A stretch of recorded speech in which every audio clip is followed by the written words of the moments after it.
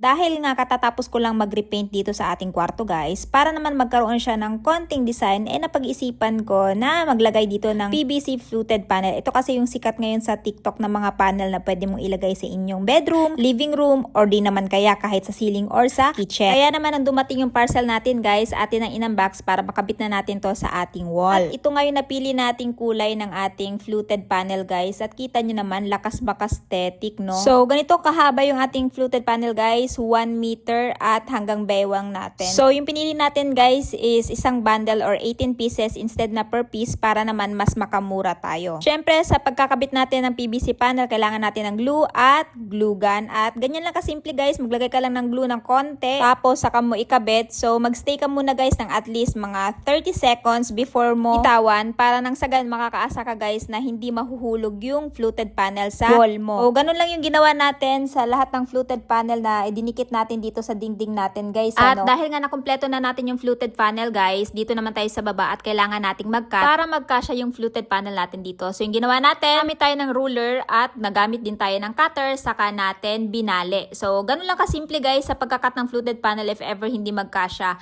dyan sa wall ninyo. Kaya guys, kung naghahanap kayo ng aesthetic, minimalist at napakagandang fluted panel, I highly recommend this one. Kaya ano pang hinihintay nyo habang available pa, mag-check out na!